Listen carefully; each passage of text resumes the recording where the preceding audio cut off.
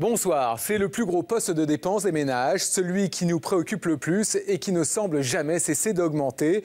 Je parlais des dépenses pour notre logement, pour notre maison.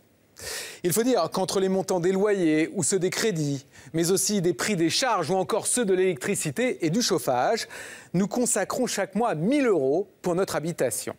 Mais alors, est-ce vraiment justifié? Pourrions-nous payer moins cher? C'est à ces questions que nous allons répondre ce soir. Par exemple, dans le domaine des économies d'énergie, vous allez comprendre ce que cachent réellement vos factures de chauffage.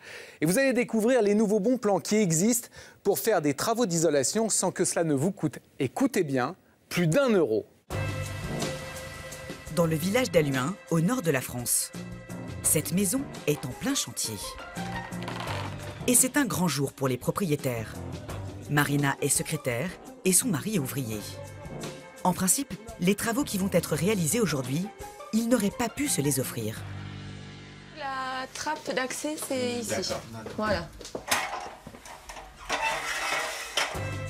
Ils vont faire isoler les combles de leur maison. Et pour ça, ils ont fait appel à Alexandre et Hervé, des artisans spécialisés. C'est plus trop bien isolé. Comme vous pouvez voir, la laine de verre fait plus de 2 cm.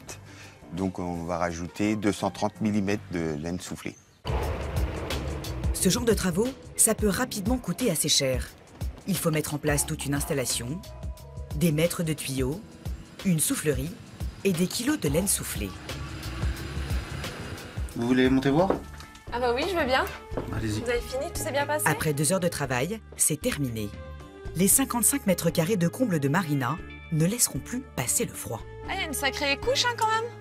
23 cm. Ah ouais, dis donc. On a déjà Super, génial. C'est comment? Ah ben, c'est tout blanc. En général, ce genre de travaux se la monte facilement à 2 000 €. Pourtant, au moment de payer la facture, Marina garde le sourire.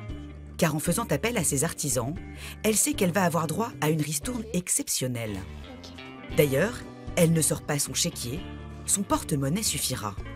Car pour les travaux d'aujourd'hui, elle n'aura à payer Voilà. qu'1 euro. S'il vous plaît, merci à vous. 1 euro pour l'ensemble des travaux, un tarif à peine croyable.